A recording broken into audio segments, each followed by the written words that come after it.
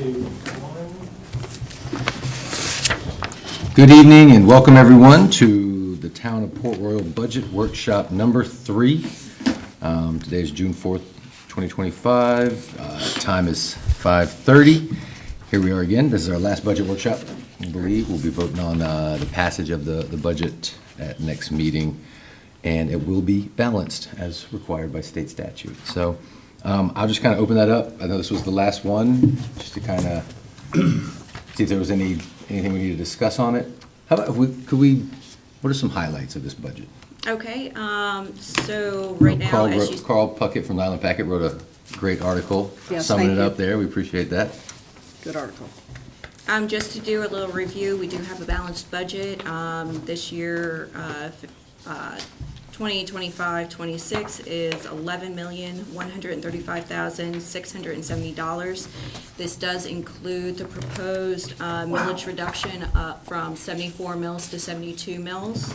Awesome. The estimated mill value for the town is $78,769.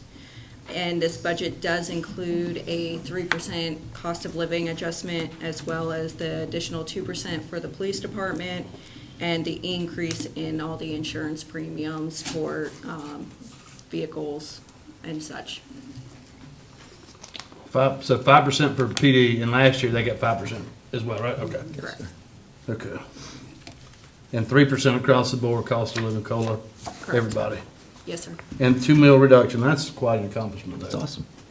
That's good. Well done, staff. Yeah. Well done. An $11 million budget, man. Wow.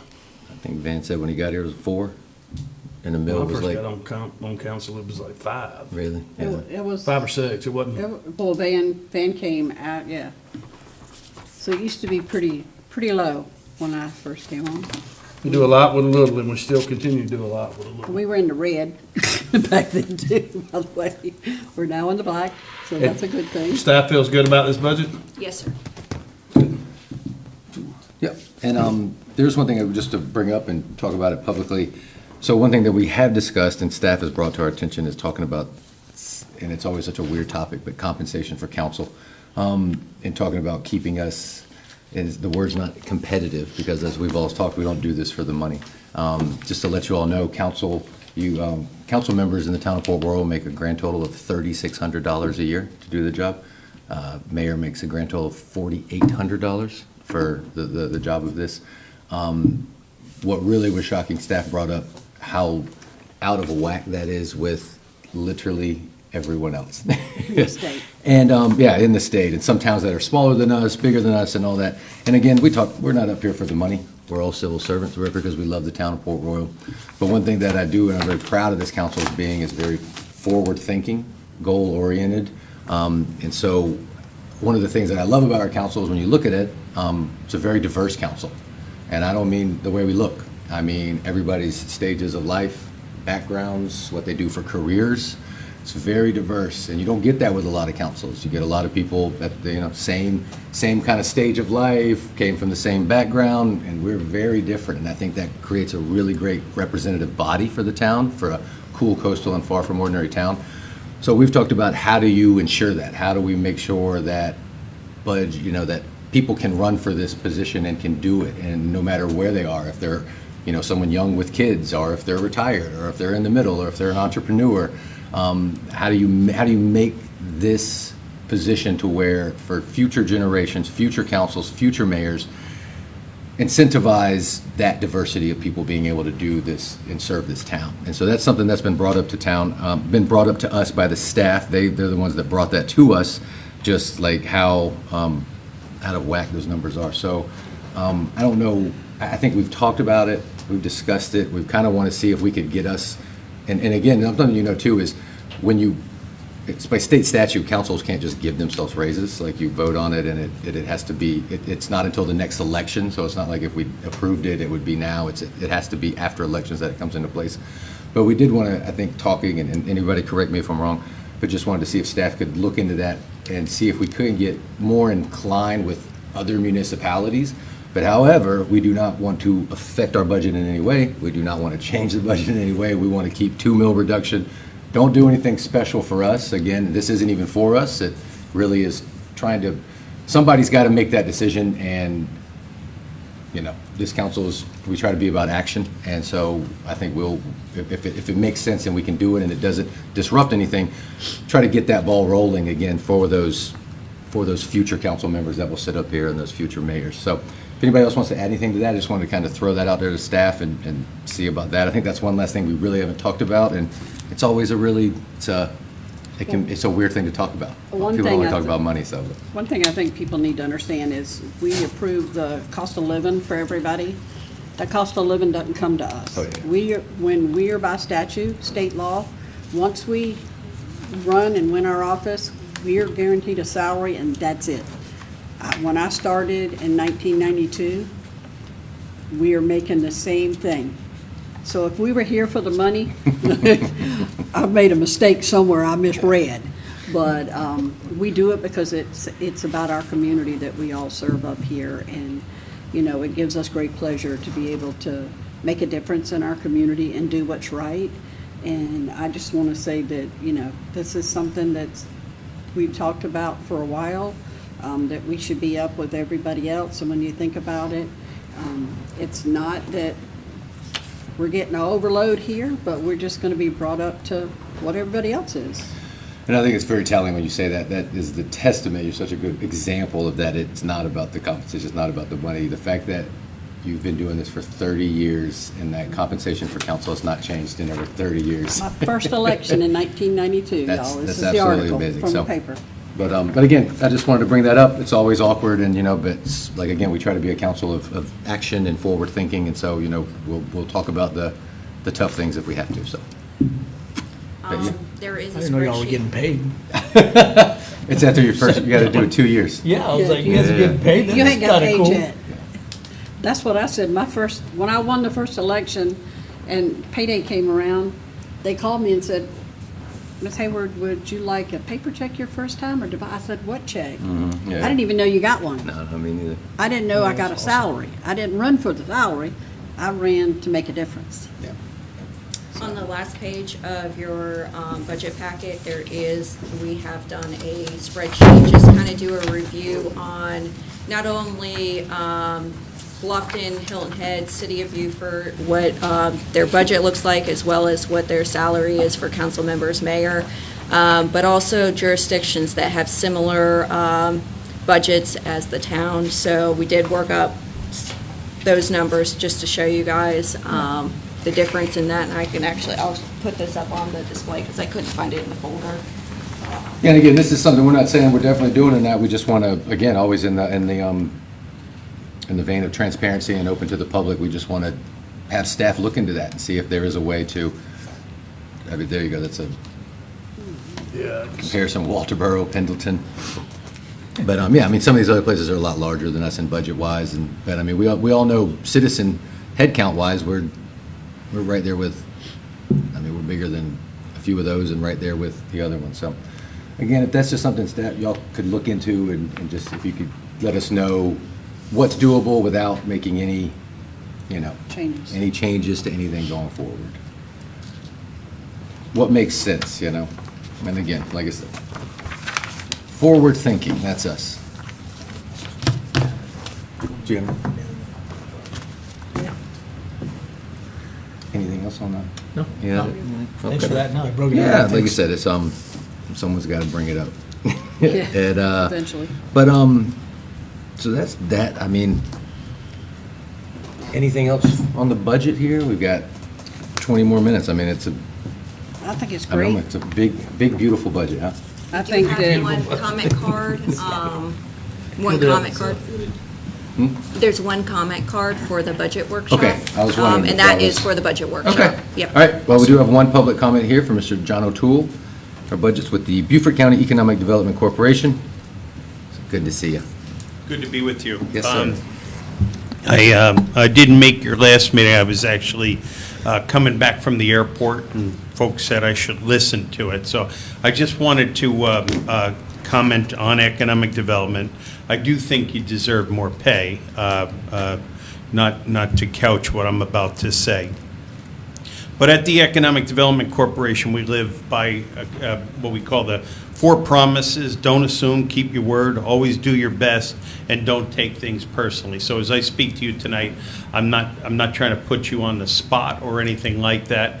If anything, I'd want to build a path back for Port Royal. And I wanted to correct some things because at the last meeting it was stated, well, I'm not sure what they're doing for us, and they're really focused on industry and things like that. And that's not exactly true. At our founding, Van Willis was on our board, and it was decided that all the towns, Beaufort County was the only county in the state of South Carolina that didn't have an economic development organization. So the mayors got together and then told the county, you've got to really get back into the game. And so as we're preparing to wrap up our fiscal year, which ends at the end of June, and about 7 3/4 of a years into this, we've booked over $800 million worth of investment throughout Beaufort County. And the projects that we've touched have created 3,000 jobs that are averaging about $60,000 a year. And so the thought was that growth anywhere in Beaufort was good for each community. Okay. Then when I was in the position a couple of years, I said, you know, maybe we should do something on a per capita basis. And Van Willis, who was a board member at the time, said, no, we want to be we want to have an equal stake in the corporation. So we didn't go to any kind of per capita. And what I'd like to touch on are, you know, obviously the projects you mentioned are ones that fell into Port Royal, but I would venture to say that the 3,000 jobs really can be gotten by anyone in Beaufort County and Jasper County and Hampton County. But Stoneworks, Perrin, and Shellring are the ones that you know. But what I wanted to touch on was we had a meeting with staff October 23rd, 24, and said, what can we do to help Port Royal? And Greg Shelton has been on our board and has said, hey, you've got to do something, you got to do more for Port Royal, and we have been trying to do that. But, you know, through the passage of property from Witt-Zuber and Butler to Safe Harbor and now Blackstone, we've just never been at the table to negotiate. We've always been told by mayors and staff that we would be brought in at the appropriate time. But keep in mind, a lot of times we bring county resources to a deal to push them over the finish line. And it's not a chance we've had in Port Royal. So I think regardless of how you fund, we're going to continue to serve Port Royal. But I do think that it would be good if Port Royal had, you know, Greg is an at-large member, but somebody who had a passion for economic development sitting at our board table month after month, making sure you're served well. Because we haven't had representation. I'm not pulling any punches there. And so at that meeting, we explained to Van, and I think Noah was there as well as the mayor, that we had a really strong mayor in our county who insisted everything was industrial. But we've moved past that, and we're actually looking at our bylaws. We can serve commercial, the Economic Development Corp. Now, we mentioned at that meeting, if staff from the town of Port Royal would like to attend the International Shopping Center, you know, where you can meet a lot of retailers and stuff like that, we'd be happy to fund that. We asked for a list of properties that the town would like to see redeveloped. We've not received that. We mentioned that we would pursue a retail strategies approach for Port Royal. And my colleague here, Brian Warner, actually walked up and down, checked with staff and with Van to make sure they wanted us to apply. But we've applied for a USDA grant so that we could look at the retail mix for Port Royal. But Brian actually walked down the street in Rebo Road, and at the 11th hour, I think it was Benji, the mortgage guy, wrote was that the final letter you were waiting for? But we got those letters in, and we're doing that with the Southern Carolina Alliance. And now with that, when I was coming back, you had your last budget. I was just overseas, something that we're paying a lot of attention to are fisheries. By 2030, this world needs 58 million metric tons of fish protein. So we're looking at land-based fisheries, wild-caught fisheries, and fish processing. Keep in mind, since I've been here, there's been an insurance settlement for a shrimp processing center in Port Royal. But we were told, well, wait until we get through the negotiations and the property swap. And there's a lot of different people get in the property chain, and these things get dragged out over many years. Is drug a good word or not really? We all know what it means, though, but they get dragged out over many years. But with that, we're paying a lot of attention to that. There's a shrimper out on St. Helena where we're able to get $530,000, 500 from the Department of Ag and 38,000 from county funds, but help this family leverage their resources to make their shrimp dock more viable after it was wiped out. With your plans for a shrimp processing center, or a shrimp processing center, we would be able to bring some resources to help you with that. And let me just see. One other thing I'd mention is that when it was said, well, I don't know what they're doing for us. Every Monday through this whole spring, I was on a conference call every Monday afternoon with a developer who's hoping to do a $75 million healthcare clinic in Port Royal. So we've been on calls on that. It's a competitive project, and we'll see.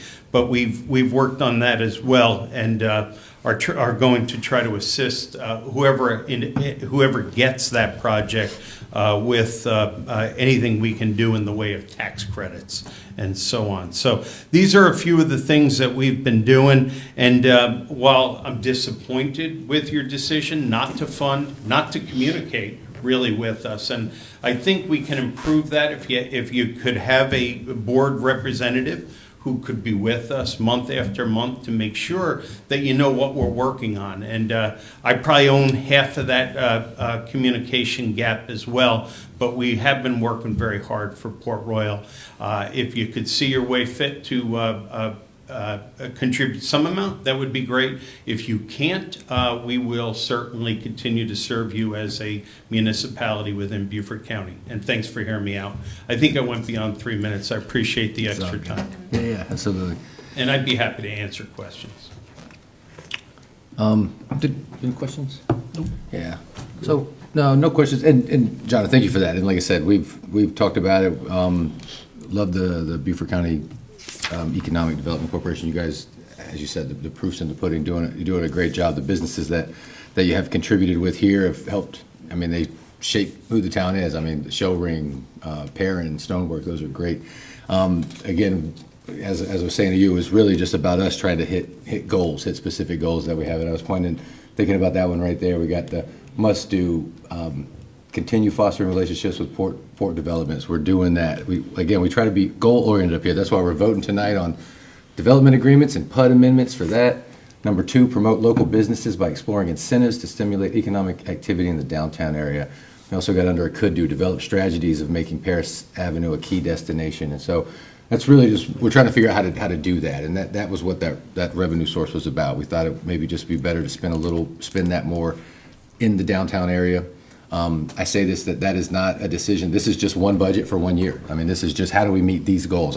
My goal, I can tell you, is by the end of this year, I want to look at all those and say we've done them. I want to put a check by all of those. And next year is a different year with a different budget. And once we've got certain balls rolling this way, then we can look into putting funds back into other places, that will.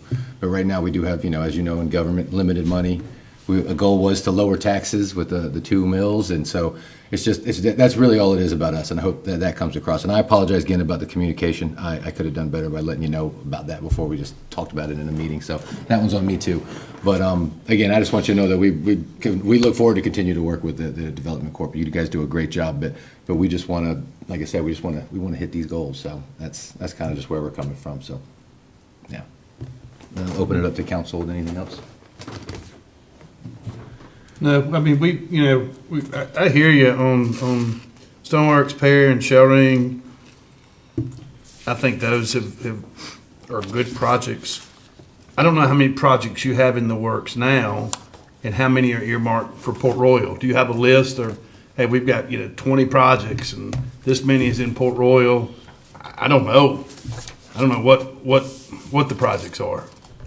I have no idea. Can you talk about that a little bit? Yeah, and just so you know, we have 3 staff members focused on this, myself, Brian, and Kelly Brunson. We probably average 9 or 10 hours. So I don't know how not funding it, you get that kind of coverage with 40,000. We've worked at economic development for probably a combined 35 years, or 32 years, I'll say. And so we work really hard at it. Projects that we have been monitoring for Port Royal. Well, one is we're going to get a list in October. We met October 23rd. And we're going to get a list of the properties that Port Royal wanted us to focus on. We haven't gotten that list yet. But the health clinic that I mentioned is one we're working on. The redevelop, and it's not really spoken about in public, but it's pretty obvious with all the different dominoes that will fall. The redevelopment of the Naval Hospital is one that we talk to developers about.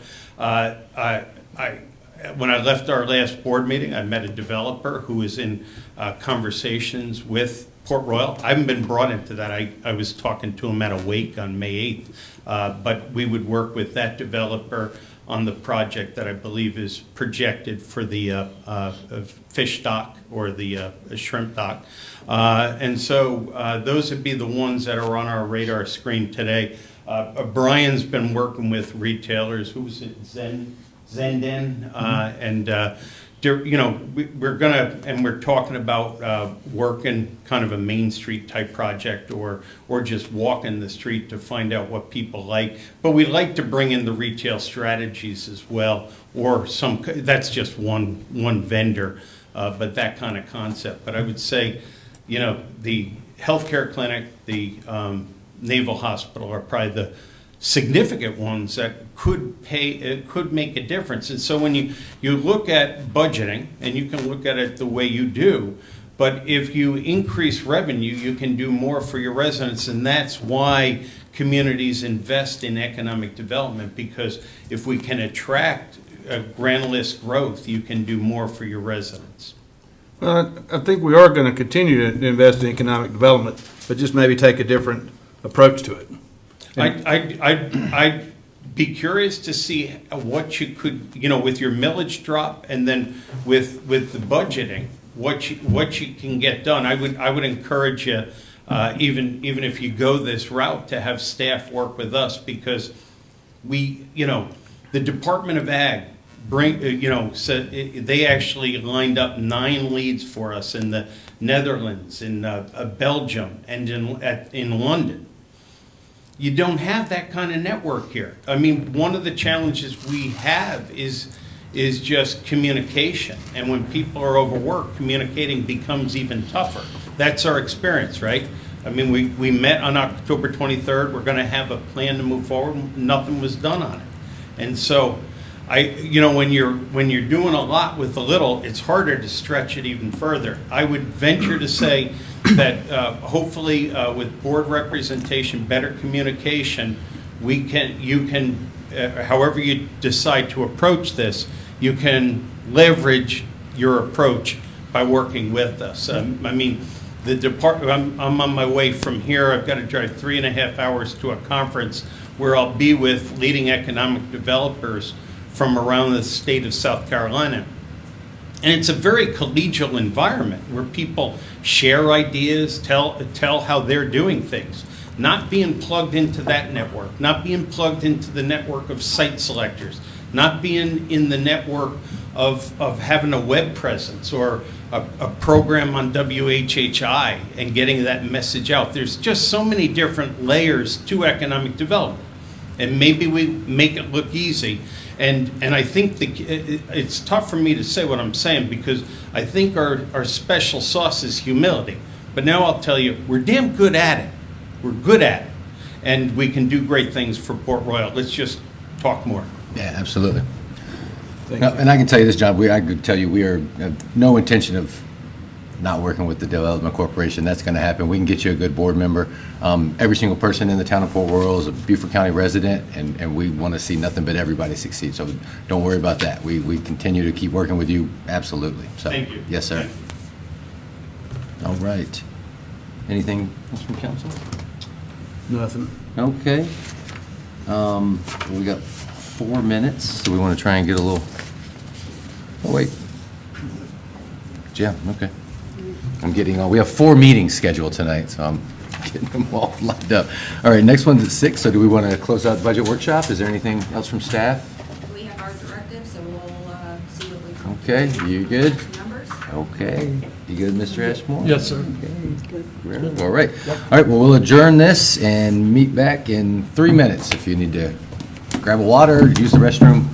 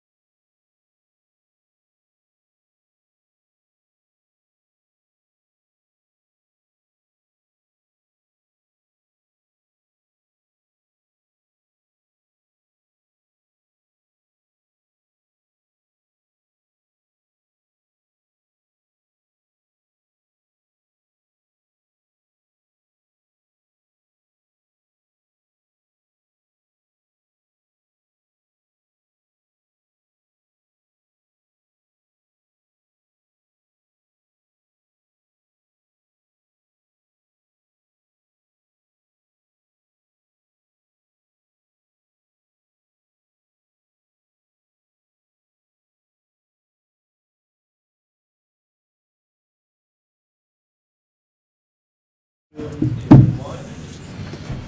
we're back. Thank you.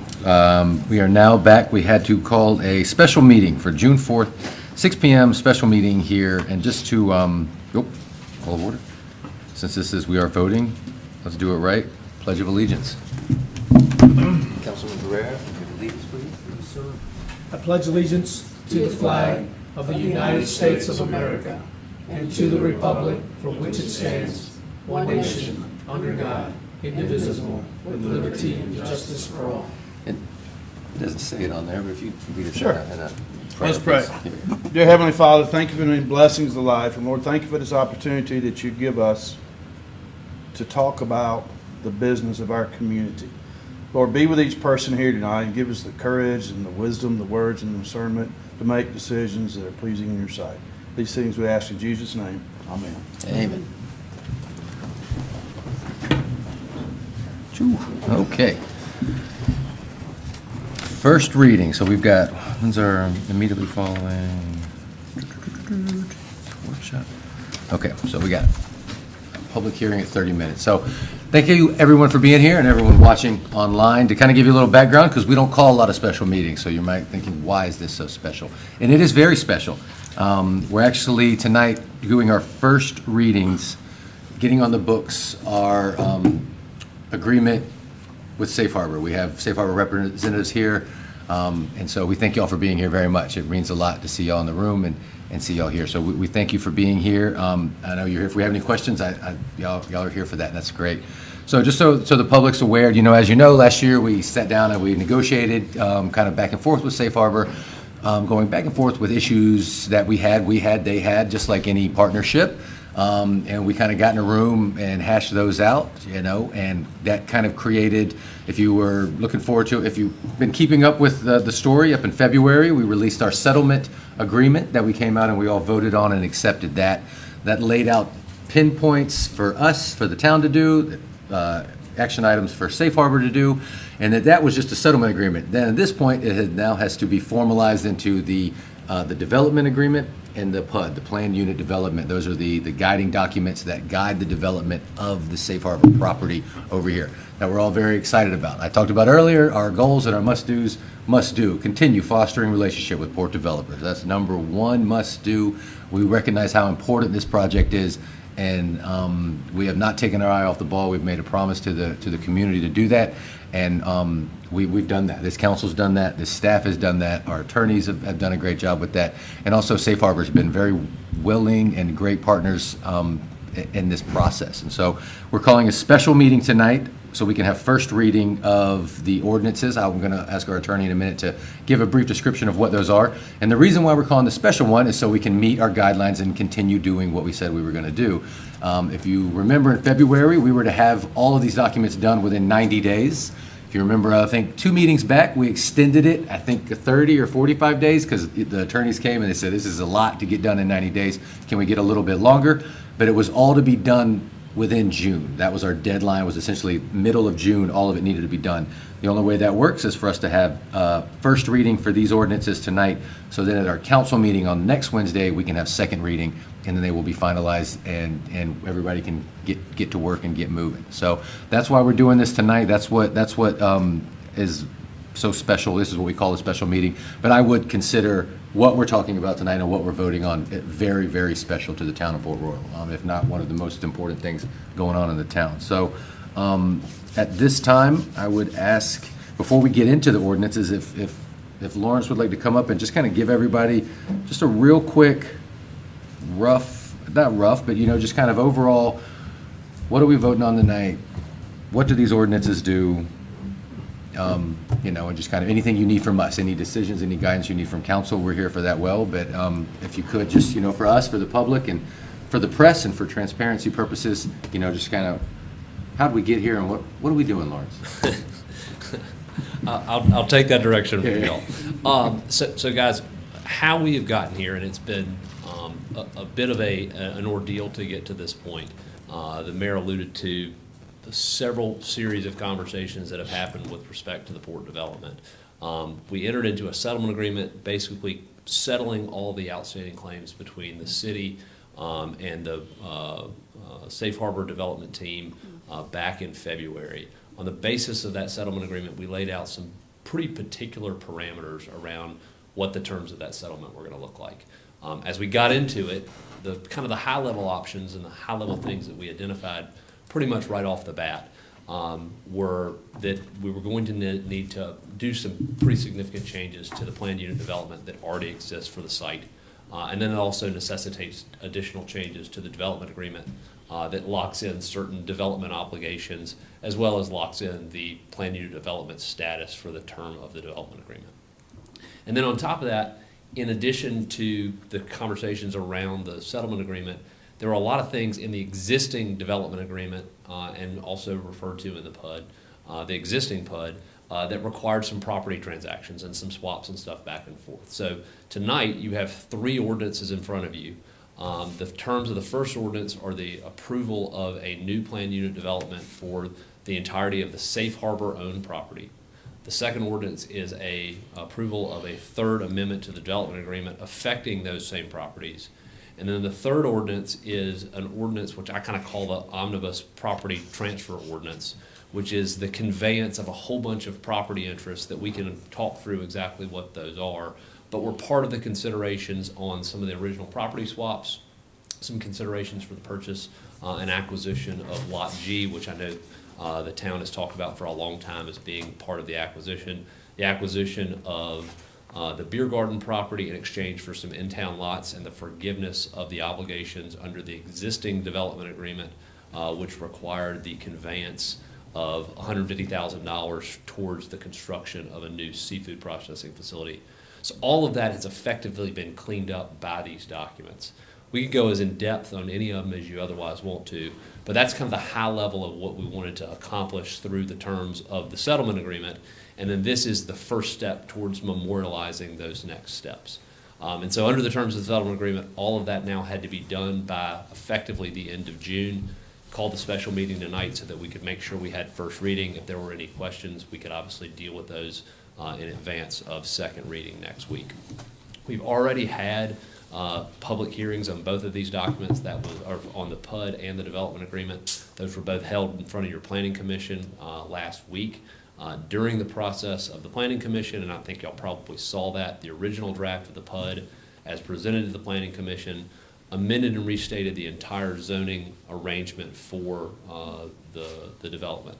One of the material concerns and considerations that council wanted to make sure was in that document was a cap on what we call rental units, which was a concern around the ability to develop build-to-rent housing. We identified what that terminology is. We restricted and have do not permit multi-story multifamily facilities, and then there's a 15% cap on rental units as they're described, which would include and encompass build-to-rent facilities as well. In the aftermath of the planning commission, or during the discussion of the planning commission, a comment was also brought up, and the recommendation from the planning commission came to you to also address short-term rentals, which was not in the original draft that was originally presented. And that's a more town-specific function around trying to make sure you maintain your neighborhood districts. You have an existing short-term rental ordinance that is already in place that creates 5 independent districts in the town with a 6% cap on short-term rentals. Obviously, y'all are very familiar with that. You've been through the teeth-pulling exercise of putting that ordinance in place. The Ports property was originally not incorporated into the regulatory plan with your short-term rental ordinance. And so the amendments that have been recommended by your planning commission were to put in the new PUD document some restrictions on short-term rentals. And so the way that it has been proposed, and we've had some conversations with Safe Harbor, who's obviously going to be regulated by this new planned unit development, we're going to effectively create a 6th district, which would consist of the Port of Port Royal property. And so the 6% short-term rental restriction that exists in all the existing districts would also apply now as a 6th district only applicable to the Port of Port Royal, which would be in addition, theoretically, to the 15% cap that already exists. That was my question. And the reason for that was, and we thought that was done in kind of a sense of fundamental fairness, we don't know what the long-term development plans are for the residential portions of the development. And what we didn't want to create is some like mandatory 15% cap, where if a developer had some plans to put in some form of rental housing, be it a townhome development, some form of rental uses in their facility, and then they sell the single-family residential before they finish their multifamily piece or whatever resident or rental piece they want to put in place, and all of a sudden that restricts out the ability to be able to develop their development as they see fit without them being at the table, we thought was potentially unfair. At the end of the day, that's ultimately council's discretion, but that is the version of the PUD that you have in front of you tonight, is a standing 15% cap on rental units, and then a separate and distinct 6% cap as a new district under your existing short-term rental ordinance. I think that's fair. Perfect. And so then, as far as additional changes, we went through the process of updating the regulating plan. That was frankly part of the kind of the larger discussion and the back and forth, making sure that the updates corresponded to the conversations that had been had with your planning staff and adhered to kind of the long-term vision for the way the property was supposed to be developed, specifically around the incorporation of the Spanish Moss Trail into the northern edge of the development, and then the pedestrian promenade, which is obviously a council vision that was part of the original process that we want to make sure gets dealt with. That regulating plan is obviously not a master plan. We haven't seen master plan design for the development, but the whole idea of the PUD is to give some flexibility around what that long-term development looks like, but also give Safe Harbor and their future development partners some flexibility and some understanding around what the development is going to look like. And so have those same limitations on open space requirements and on certain land uses in various areas. Again, we flipped and we memorialized the terms of the flip on some of the civic open space. So you may remember the switch between the PV6 property and the London Avenue Park. We memorialized that in the terms of the new regulating plan. You had formally done that by ordinance accepting the switch of those, but the numbers didn't tie out from the terms of the old planned unit development. We also moved the spot of the old Paris Avenue Park. It shows up on the regulating plan now, but it's not definitively determined as to where that spot's going to be because, frankly, we don't know exactly the way the development is going to break out. But there is an obligation that a 1 acre park or a park of at least 1 acre in aggregate size within the PV 123 area of the regulating plan gets developed, in addition to that 5% open space requirement that still exists throughout the development. So I think it's a pretty good blend of the regulatory overlay that council has stated on a number of occasions that you want to see, along with the flexibility for Safe Harbor to move forward with the development and design of the dock facilities that they intend to construct on site. I will also say lots of conversations were put around this idea of the former light industrial usage. That's been removed from the existing version of the PUD. We've tied out all of the defined terms to specifically identify the uses that are permitted, and basically manufacture of docks on site is not going to be a permitted use. It's basically the ability to come and use it as a laydown to be able to put their docks on and do construction as necessary to put them into the river, but it's not going to be used as an active construction site for alternative uses. And so that was one of those things that was obviously a material concern in the settlement agreement and is now memorialized under the terms of the PUD. Moving into the development agreement, I know we're kind of talking about all of these things moving in different pots, but they all do kind of work together as kind of a consolidated document, or a consolidated set of documents. A lot of the provisions around the development agreement were just some clarifications because things that existed in the former versions of the documents concerning the fuel facilities, the dock facility conveyances, the seafood facility conveyances, all of those have effectively been addressed at this point.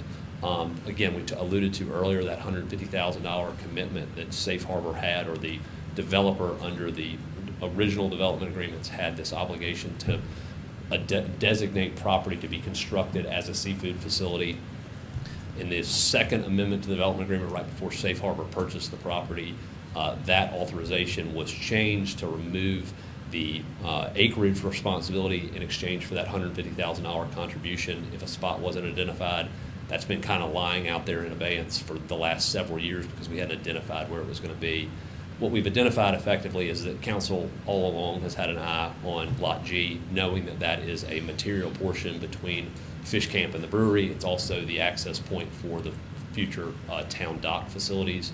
And so that gives you direct access into that. That is going to be memorialized in the terms of the third ordinance that you have in front of you tonight, which is accepting the receipt of that Lot G facility or that Lot G property in exchange for some other conveyances that we'll talk about here in a second. But really at a high level, that's kind of the main thoughts behind the plan unit development and the development agreement amendments. Moving on to the property conveyances, there are obviously there's a lot of interplay between the town and Safe Harbor. We recognize that the port development is effectively in your backyard. And so we've alluded to already the Lot G facility and the beer garden property, which are going to now be explicitly acquired by the town. The exchange for that is the forgiveness of that $150,000 seafood commitment. That's memorialized under the terms of the new development agreement because it's not actually in there anymore, so that obligation is not there. We are then transferring 5 in-town lots that have previously been identified as part of the property. I'm turned around right now, but yeah, right over here. And so those are part of the backside of the development that Safe Harbor may be able to use, or their development partners may be able to use at some point in the future. That's kind of the baseline conveyance transaction that started that authorization because we knew we wanted Lot G and the beer garden property. But in addition to that, it was also identified that the Henry Robinson Boardwalk runs across the Marsh property, which was part of the conveyance to Safe Harbor through Gregos from the State Ports Authority, and you have a existing boardwalk facility that operates there. There's not clean documentation that shows us that we have a regulated license to have that boardwalk there. So we memorialize that as well, that we now actually have legal rights to maintain the boardwalk. There's some requirements that we continue to maintain it, and if we decide we don't want to for a successive period of 48 months, subject to force majeure, if a hurricane came and stopped us from using it, there is a right of reverter. If we decided we just wanted to never use it again, the property goes back to Safe Harbor is the way that it's otherwise set up. You'll also recognize that there's an existing footpath that's effectively been developed because folks use the boardwalk and then wander through the Marsh facilities. There's a separate part of the license that also now allows us to build elevated boardwalk facilities, basically coming off the tower into the area that is the existing marsh. That needs to be built by 2032, connecting to the beer garden property, and then with a separate additional connector that needs to be built by 2036. I think that's more than sufficient time to be able to complete and finish out that project. Then in addition to that, there are some general little road ends and some things that were identified associated with the previous transaction associated with you receiving the Sands Beach boat landing, and then some little identified properties that were identified through some of the title work that were never transferred. There's also some road end conveyances that were originally considered under some of the original developments that were never done.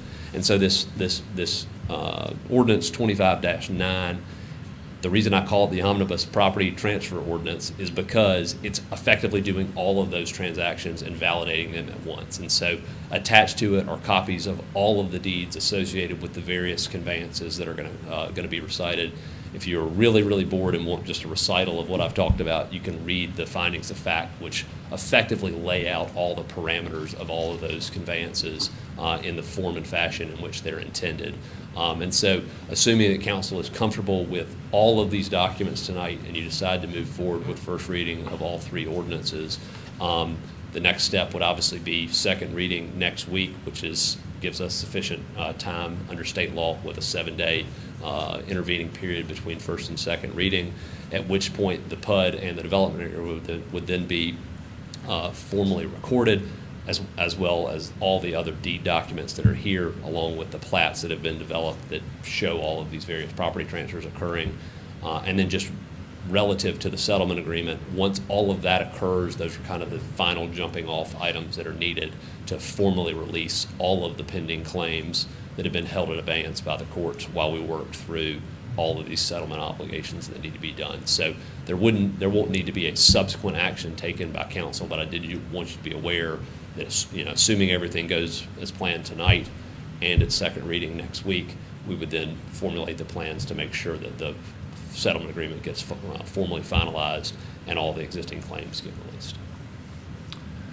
Yeah, I know that's a lot of information no. dumped at one time, so And if then y'all one have any thing, just to- questions, just to, certainly you know, ask. let everybody know, and because I just wanted to give kudos to our partners with Safe Harbor and you mentioned it, and people are going to see that, like Henry Robinson Boardwalk, and it was like, oh yeah, that not until you got in, it was like, oh yeah, that's on Safe Harbor's property.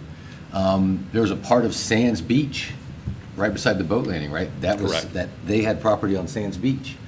And that was really kind of telling, I think, to myself. I can tell you when people were negotiating, going back and forth, they were the ones that said, this has no value to us. Y'all can just take that. Like, no, there was no pushback on any of that. They're recognizing that these are valuable to the town. I mean, they could have been, said that this is our property and we want this and we want that. And it really wasn't like that. And that was, like I said, just giving kudos to Safe Harbor for that partnership and working with it and recognize, well, the boardwalk is part of the town. They should have it. Like, what are we talking about? And then the attorneys figured out, how to do that and get the deeds right and everything like that. So, because it is interesting, you see Henry Boardwalk on, you're like, what is that doing there? It's like, that was on Safe Harbor's property. And nobody really knew until you got in there, you pulled all the deeds, and it was, whoa, okay. So, just, it is a lot of property swapping going on in one ordinance, but I know y'all put in a lot of work, and just kind of some big highlights. I'll lay them out from the town's point of view. Let me know if I'm wrong. The big things, just to reiterate, and like you said, you can go back and look at our settlement agreement, is capping rentals at 15%, the town getting the property that you just talked about, so Spanish Moss Trail, Lot G, the beer garden over there by Sands Beach, and then the Marsh property through that. And the only thing I would clarify, y'all have already taken action, obviously. Yep. They had already conveyed the temporary easement for Spanish Moss Trail crossing Rebo Road, so that we made sure we had that curb cut that continued. So that's not part of this Yeah, that was memorialized already good. authorization, but that is an action that previously occurred prior to actually, right after the settlement agreement was done. It was the very first action. that we We've did. got in there, regularly scheduled meetings, like you talked about, regulating plan, talking about the timeline kind of going forward. So again, I think it's another, it's a big, beautiful bill, and, you guys did a great job. I mean, really, it's hard to really say. I mean, think about where we were, and I can tell you, Noah, Safe Harbor, Van staff, they put in. I mean, we'll get the bill for the hours, but it's a lot of hours. They put in a lot of work for it, and I don't know. I'm talking about it because we've come a long way. I'm really proud. I'm really excited. This whole council, and again, talking about goals, it's right there, and we're doing it right now. So, any questions from council for? No, you covered it well, thank you. Yeah. Everything Thank you. seemed like we got it all worked out.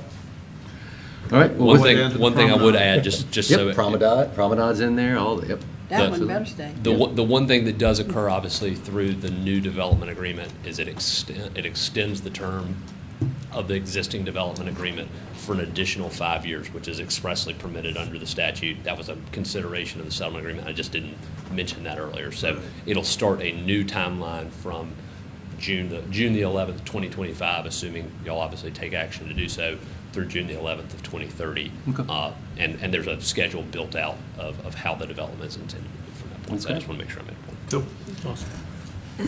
With that, I'll ask Safe Harbor. Thank y'all for being here. Does that all sound good to y'all? Any questions? Any comments? Thank you for having us. Absolutely. It was Come on up front. pretty accurate lead portrayed, I would say. Mostly thanks to Lawrence and Nicole for working through the legal dynamics of it all. And so we're looking forward to keeping the momentum that Yeah. we've got. And I'm sorry Colby couldn't be here with us today, but either way, just want to thank you all for continuing to work with us, and we'll continue to dig in as well. So, thank you. We appreciate it. We're excited. We're excited for the future. So. Yeah. Thank you. Well, with that, I will entertain a motion that we adopt 2025-7, an ordinance to amend and restate the planned unit development for the Port of Port Royal Tract originally enacted by ordinance 2011-17, as amended by ordinance 20-1720, and ordinance 2021-25, and other matters related thereto. So moved. Second? Second. Any more discussion or comment? All right. All those in favor signify by saying aye. Aye. All right. Next, number B, we've got an ordinance. I'll entertain an ordinance. Entertain a motion that we approve ordinance 2025-8, an ordinance to further amend the development agreement between the town of Port Royal, South Carolina, and Safe Harbor Port Royal LLC under the terms of that certain third amendment to the development agreement and other matters related thereto. So moved. Get a Second. Any more discussion or comments? All right. All those in favor signify by saying aye. Aye. All right. Last but not least, ordinance 2025, will entertain a motion that we approve 2025-9, an ordinance to authorize the exchange for certain properties with Safe Harbor Marinas, Port Royal LLC, wherein the town of Port Royal shall transfer by deed certain properties to the town, to Safe Harbor Port Royal LLC, and the town shall accept deeds to certain properties from Safe Harbor Marina, Port Royal LLC. Acceptance of property and license rights related to Henry Robinson Boardwalk and planned extensions thereto. Ratifying the acceptance of the Sands Beach Boat Landing and related dock facilities. Ratifying conveyance of that certain perpetual easement for public use and access and other matters related thereto. So moved. Get a second. Any comments? All right. All those in favor signify by saying aye. Aye. All right. All those unanimous. At this time, I'll entertain a motion to adjourn our special meeting. So moved. Second. Second. All those in favor signify by saying aye. Aye. Aye. Okay, so our special meeting is now adjourned. We'll see you back in 2 minutes at 6:30 for the next meeting, meeting 3 of 4 tonight, our public hearing.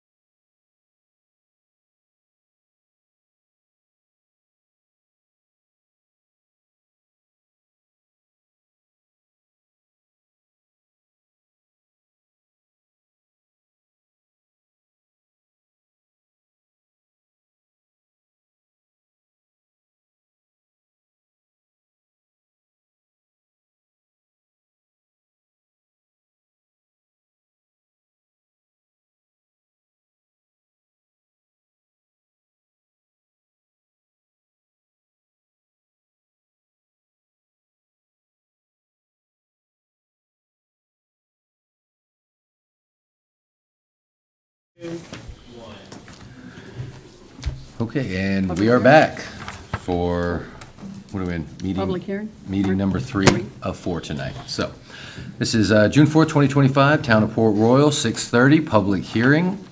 We've called the meeting to order. The purpose of this is to have a public hearing on ordinance 2025-5, an ordinance to amend the following section 1 of ordinance 2024-10 to provide for the levy of taxes for ordinary town purposes in the town of Port Royal, South Carolina for the fiscal year beginning July 1st, 2025, and to provide for the expenditures thereof.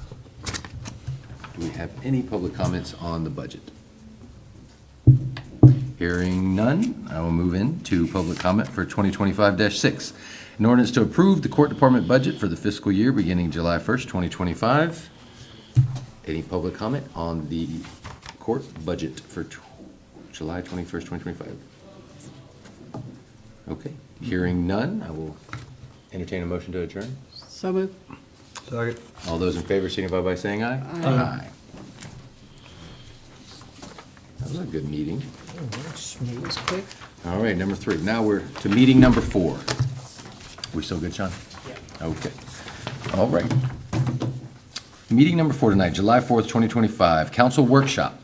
Called the meeting to order. The first thing on the agenda for tonight is an interview. Beaufort County Solid Waste and Recycle Board District Number 6. I believe we have one applicant, correct? Correct. And that applicant is Mr. Jim Barry. If you could come on down and tell us why you're better than all the other applicants. Because you're the only one? I'm alive. I said, I apply, put my name in the hat. With my own mirror. I put my name on the list. Well, yes, sir. Thank you so much for being here. And, if you just tell us a little bit about yourself, and then council might have some questions for you. All right, I've been in Port Royal full-time since 2019, moved down from Lexington, South Carolina. Did 20 years as a base engineer with the Air Force, graduated from Clemson, civil engineering, and You're already in.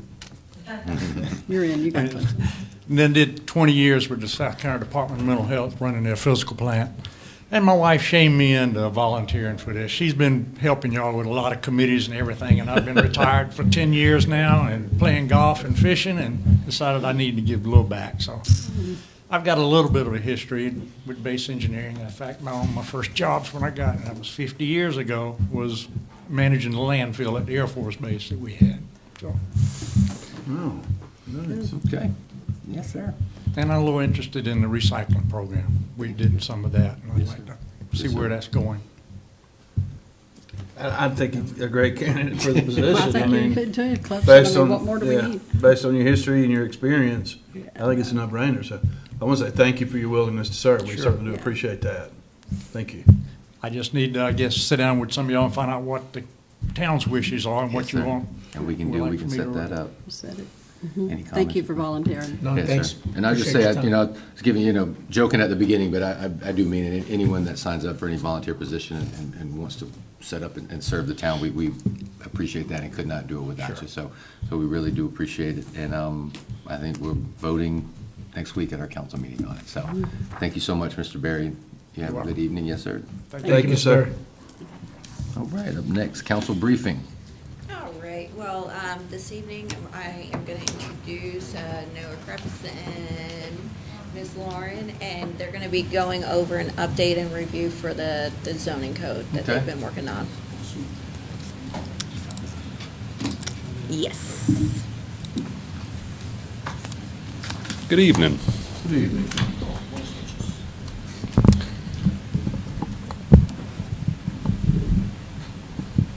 So we are going to be going over the code amendments that the two of us and the Planning Commission have been working on for I think about 8 months at this point.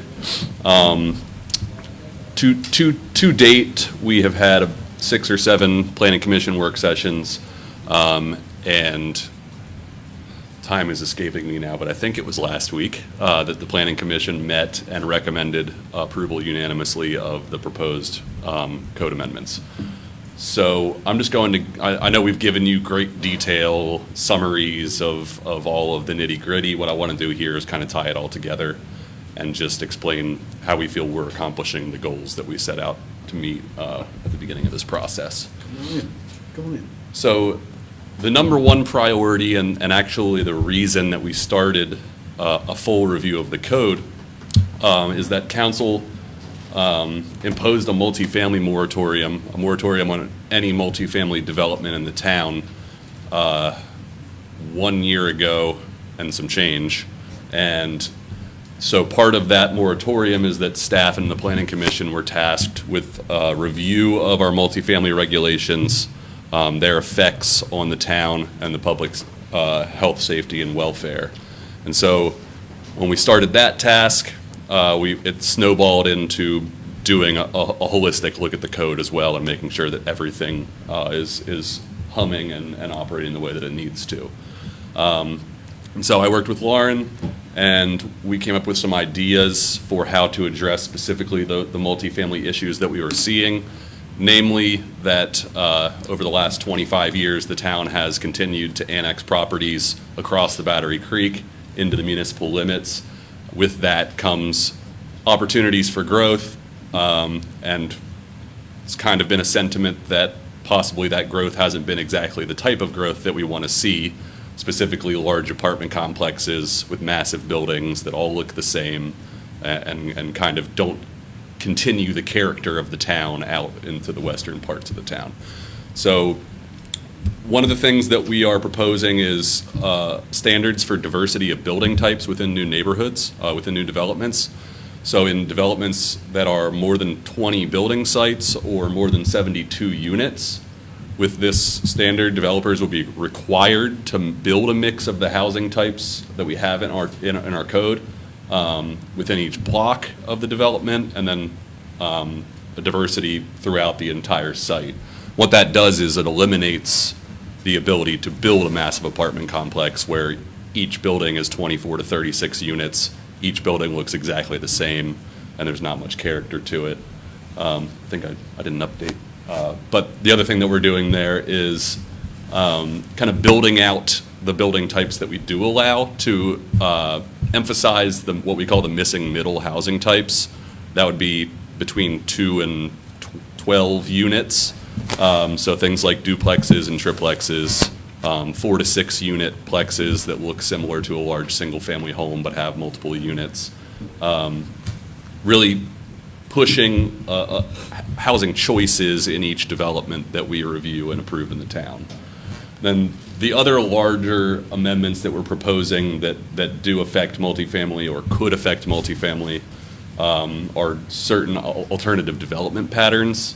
We'll go over all of these in detail, but just as a quick shot, small-scale planned infill development, which is similar to a clustered development. Traditional neighborhood development floating overlay, which you'll see is similar to a planned unit development or a PUD, but a little more on the town side than it is on the developer side.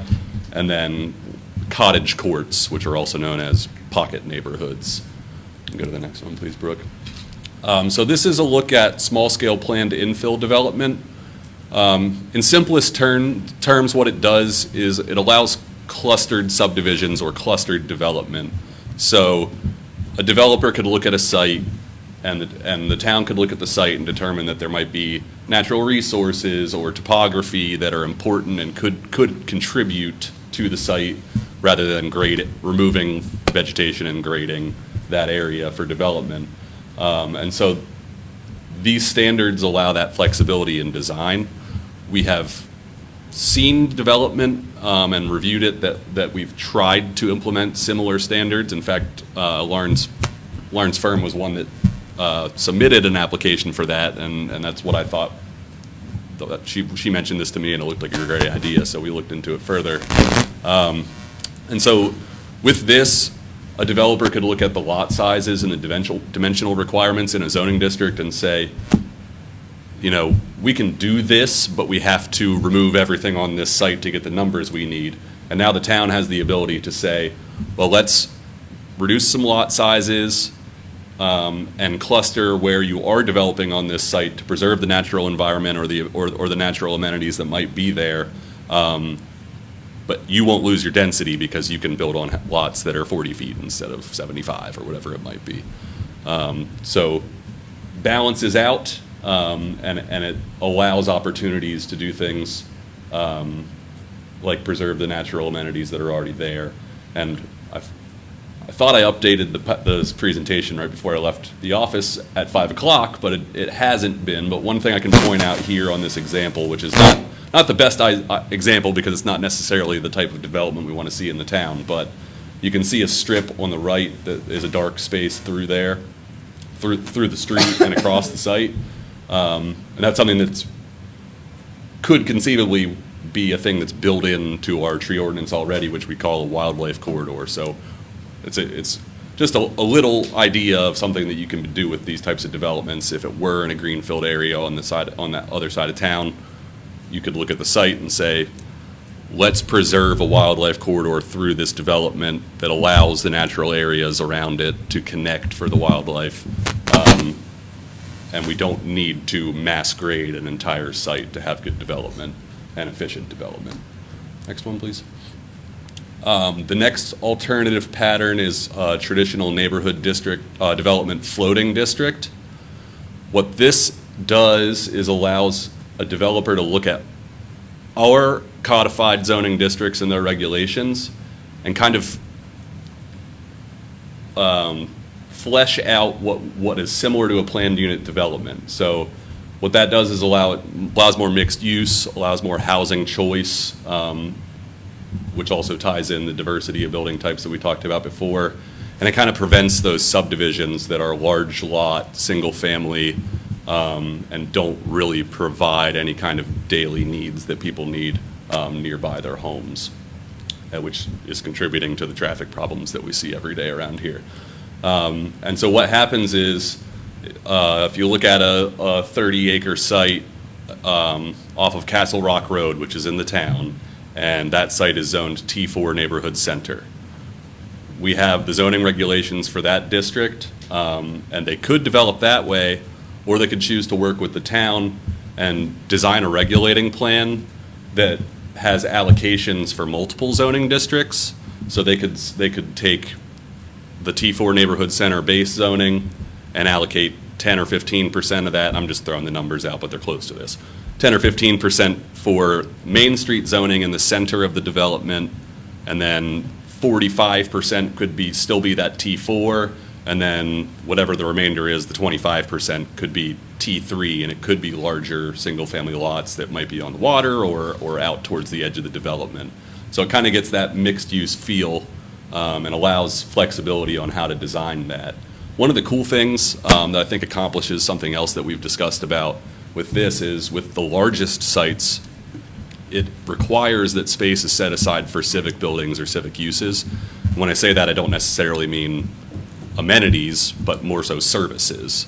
So, a quarter acre could be set aside for if the town decides that a police substation is needed in that development, or a fire fire station is needed in that development. And then the town can work with the management or the master developer, if they're still involved, and figure out how to provide those services as a substation in the development.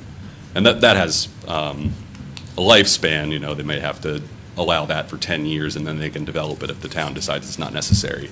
But it is something we've talked about as a need in the near future, so thought it was necessary to include that there. The third alternative pattern was previously a building type in the code, but it's not really a single building type. It's more so a group of buildings.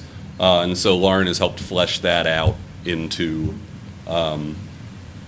much more detailed standards. And that's the cottage court. And in simplest terms, that looks exactly like what you see on the screen, which might be a small group of single-family homes with a courtyard or common outdoor space in the middle where their porches front, and then parking space in the back or along an alley behind the homes, depending on the design. So it's space efficient because you could use an 150-foot lot in town and put 6 homes there, and they could be small cottages. which makes them a good housing choice for first-time buyers.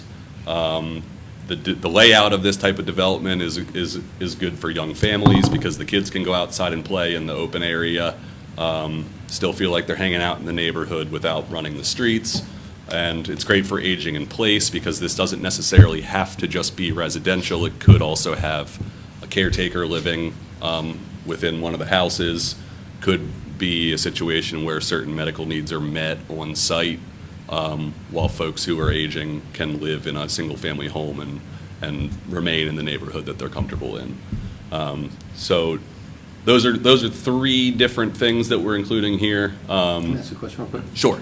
Like with that last example, what's in there and what's been done with the, about parking, making sure that parking's on site? I mean, if you, like you said, 6 homes, where are those 12 cars gonna go? Yeah, so the bottom- Are each one of those required to have 2 spots on site and? Yeah. Okay. So there's parking standards specific. The bottom line is, these types of developments are allowed, but that doesn't mean that they can be accommodated anywhere. Yeah. So if somebody doesn't think that the project is feasible unless they do 5 units, then they find out they don't have the space to meet the parking requirements around those 5 units, then they have to either reduce the number of units or look elsewhere. So parking requirements have been looked at. Yeah.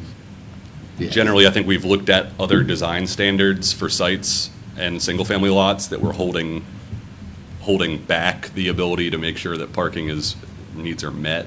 And I think we've done that with looking at the off-street parking standards, and looking at sizes of carriage houses and that kind of thing. Great. Yeah, because we've talked about that. That's just one of my concerns going forward, and I think y'all have addressed it, but just that as Port Royal continues to grow and become more of a tourist destination, which it's going to do,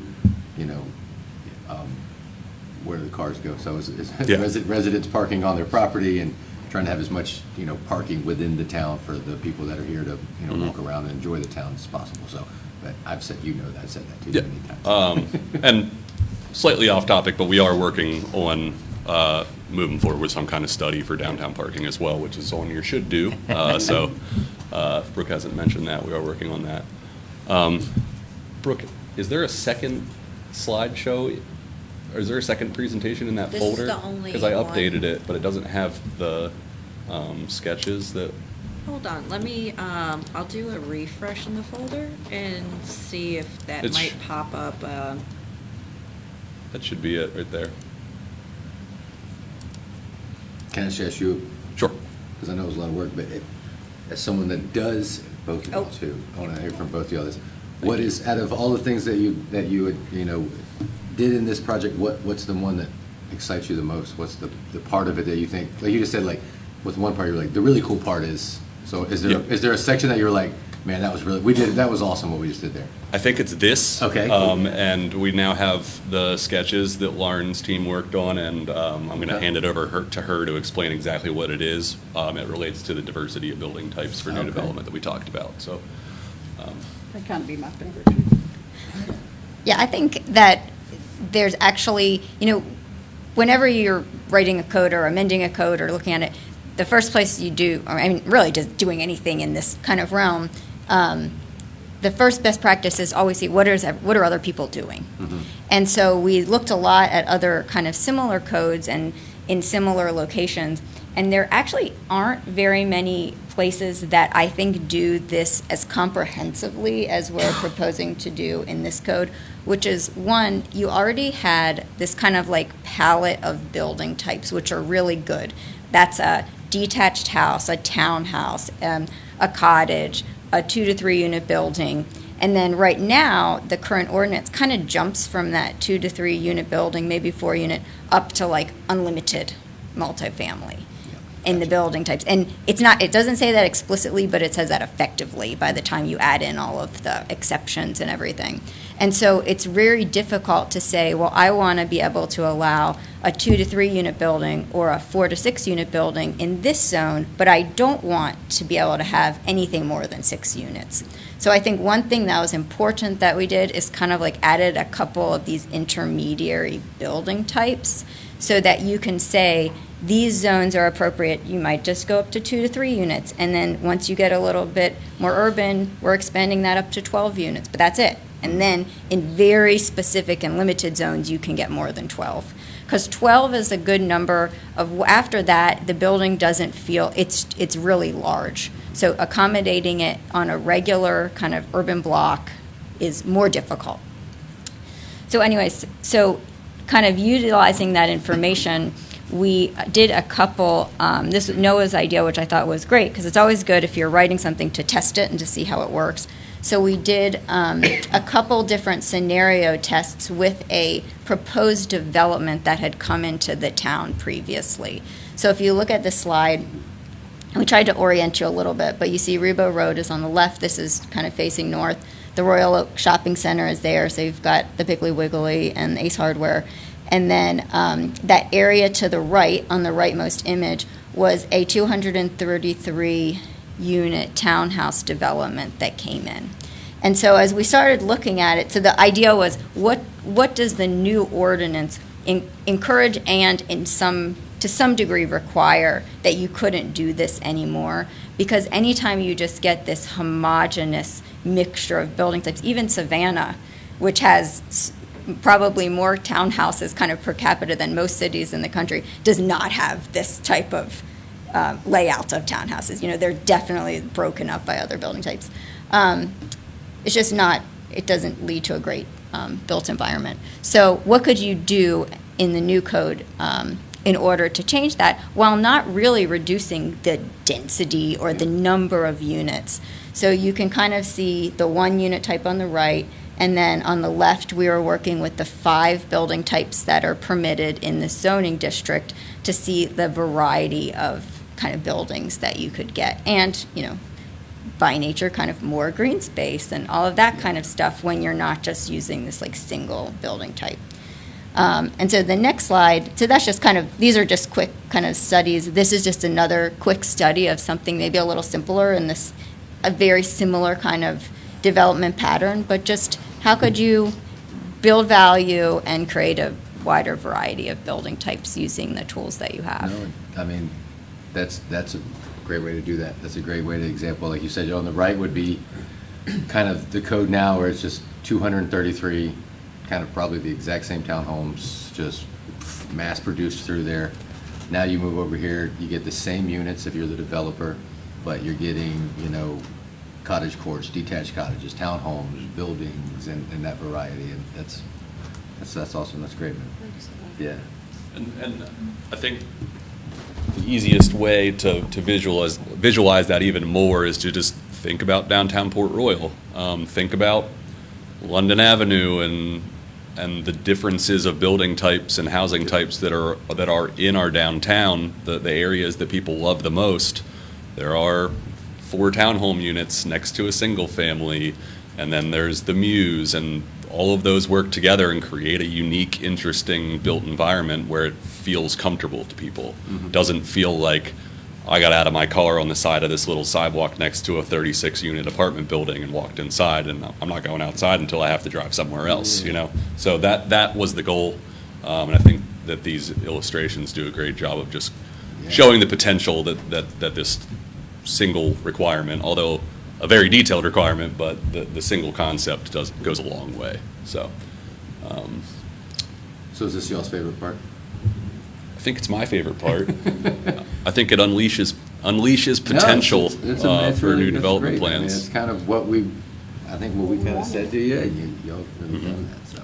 And it applies across the board when you hit that number of units. So it's not like there's a loophole where an apartment complex could be built anyway. Mm-hmm. This is across the board. If you are at 72 units or you're at 20 building sites, all of a sudden you've got to break it up. Yeah. So. And I'm sure developers, I mean, you know more about that world, working with them. I mean, they're looking at the units and, you know, how many units do we get on it? As long as, you're still providing them the opportunity. You're not saying you can't build anything. Mm-hmm. You're not saying, oh, shut it down, no building. You're just saying you got to do it this way. You got to do it in a diverse way and create that character, continue the character of Port Royal. And so that's kind of the best you can ask for. Right. And I'm sure we'll notice the types of developers that are coming to speak with us after this hopefully is adopted, because there are developers that we've seen in the town that can't do this. It's just not their model. It's not the product that they do, because they aren't able to do multiple different types of buildings with multiple styles of unit counts within. So. There's other places they can go to, right? Mm-hmm. There sure are. Yeah, sure. The other interesting thing about what you just said, Noah, is that there's, most of those developers, they actually can do it.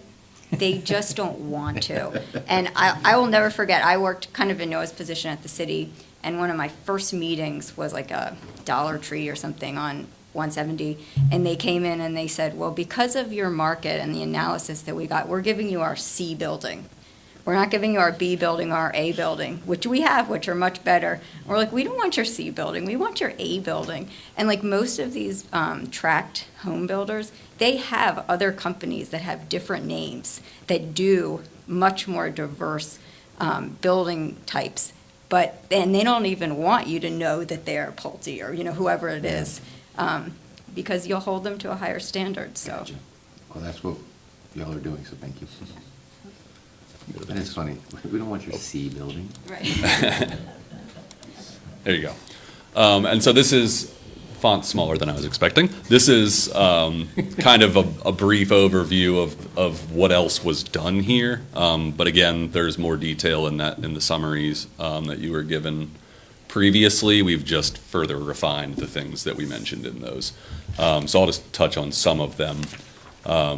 We have simplified all the development standards, so there is not a separate multi-building development and then sections that talk about single-family and two-family, because we don't want to see developments that are one thing. We've created standards for waterfront lot subdivisions, so that property owners who might have 350 feet of property that's 70 feet wide, they don't. And then they site a home towards the water, they can then look at maybe subdividing the front towards the road and getting some value out of their property if they don't want that much land anymore. Standards for development adjacent to the Spanish Moss Trail, which is another thing that I thought was pretty cool that Lauren recommended. And that's looking at, there is property north of Rebo Road that fronts the trail at the end of Smilax, and that property has cool potential to front the trail and tie it in and make the trail as it comes into our downtown part of the community rather than tucked behind the houses like it is on the rest of the right of way. And that can also inform discussions with Safe Harbor as we talk about master planning the Bluff neighborhood and Rebo Village and so forth. Although it's not implemented in the PUD, it is something that with good faith discussions we can talk about those designs and work that in. The civic space types that we have in the code, which is parks or open spaces in new development, we looked at all of those and catered them to existing parks and civic spaces we have in the town. So if you need an example, you go to the code and it says, go look at Traveling Bowie Park for a pocket park, or go look at Bruce Edgerly for our regional park or something slightly larger for a sports complex, that kind of thing. So basing things on what we love about the town already allows us to more easily guide developers to what we want to see. The zoning district standards, that's Article 3. Lauren did a great job of summarizing a large chunk of the general requirements for each district into a chart. So anybody from a developer to a single-family homeowner who wants to put a shed on their property can go to a chart. They can be told what their zoning district is, and they now know what their setbacks are, what their parking requirements are. All of that good stuff is right there in one chart, and it's awesome. And then we looked at building height above grade, which we know in town we love our porches being up off the sidewalk a little bit, because you can say hey to your neighbors, but your neighbors aren't right on your porch walking past you on the sidewalk.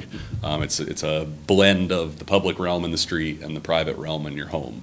And so we just clarified that to make sure that people are doing a nice foundation or a crawl space with skirting rather than building up a dirt pedestal and putting a slab on top of that, which we have seen every now and then in the past.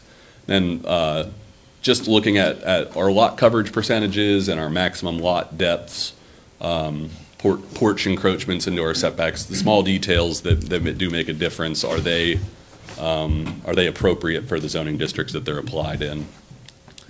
And then the supplemental standards, which sounds like it's secondary, but it's really everything else you can possibly imagine. We looked at the building types and the frontage types, which is mostly porch types, but it also could be shop fronts or galleries over the sidewalk, that kind of thing. Looked at those to make sure that they're achieving the outcomes we want, and that we have more missing middle housing, which we've gone over with the number of units that you can do in buildings. The architectural standards, I think Lauren told me they were 31 pages long. That doesn't help anybody. And we had these 3 different types of levels of formality, they were called, where it went from low country vernacular to Main Street classical. And what we talked about was Port Royal doesn't have this scale where you go from a rural area with a little cottage to this classical downtown with these monumental buildings. We have quirks. There could be a Main Street style building next to the Pink House. We like it that way, right? That's what makes it unique for us. And so we made those standards into one easier, user-friendly chart, and we made sure that it was clear that it's okay to blend these different types of architecture and the formalities that go with them. And then finally, there was, in various sections, fences, off-street parking, landscaping and screening, exterior lighting, signs, and stormwater practices.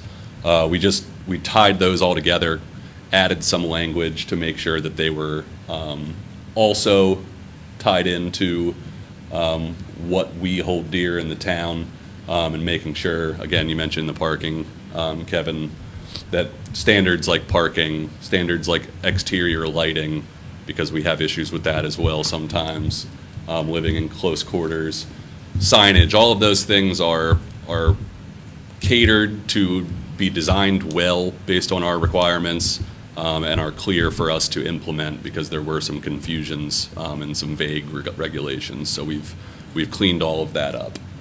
And the last thing that I wanted to go over, if you could go to the last slide, Brooke, is our principles. That's where I want to really just bring it back and remind everybody that within our comprehensive plan, which was most recently adopted in 2021, we have set a larger vision for the town.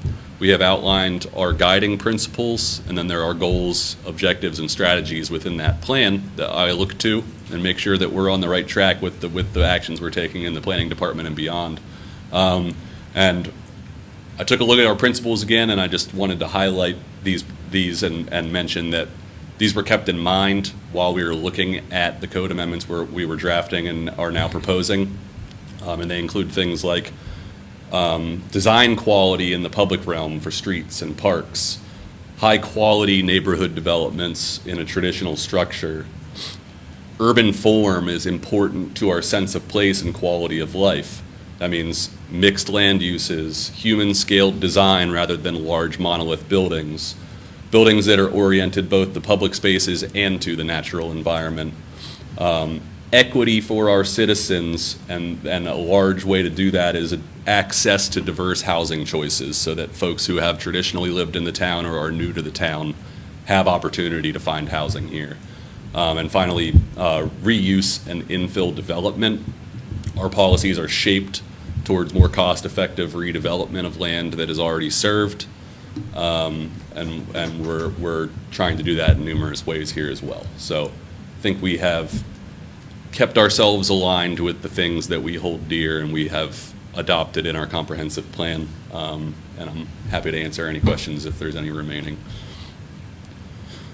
Any questions? No, I think it's really good. It's very thorough, and I appreciate that. I know we've been working on this for what, you said 8 months. I was thinking it was more like 10 months.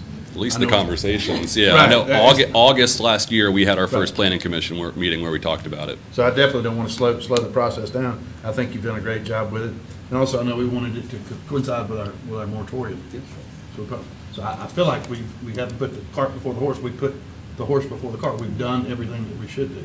Now, I know, and we've done it in the public. We haven't done it in any back rooms or had any dealings like that. It's been out and open for folks to see, and folks have come and seen it. Correct. And I know we've recently been reached out to by the chamber. Were we able to share some information with them?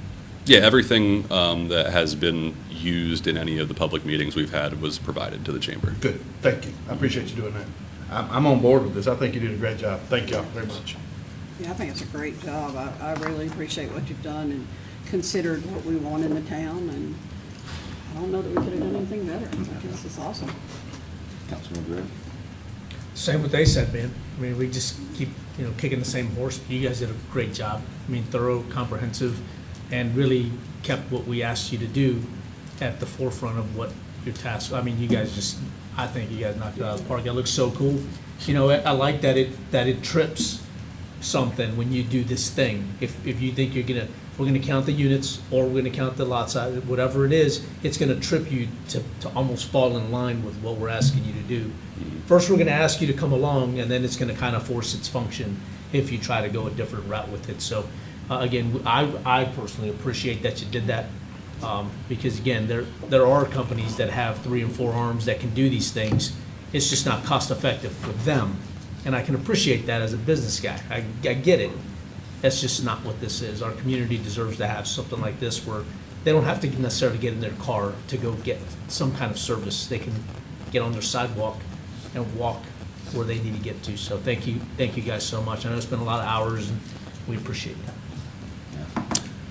Again, just very proud of the work y'all done in the town, in this council, and the planning commission. I see Ms. Ailing back there as well. I know you served on all those meetings, and it's one of those things, we know where we live, we know this place is growing. I mean, I don't know if you saw, there was an article that came out the other day that said it's the low country, technically, so, but yeah, Jasper County is the fastest growing county in the United States of America. Hardyville is the fastest growing city in the state of South Carolina. And while those aren't Port Royal, they're not that far. We've seen the growth here. We see the growth that's coming. This is America. People are free to travel. People are free to buy land. People are free to build on it. But what you can do is the people that live in the area, that live in the communities, they can, take some initiative in that responsible growth. You always hear that phrase, responsible growth. We're going to manage it wisely.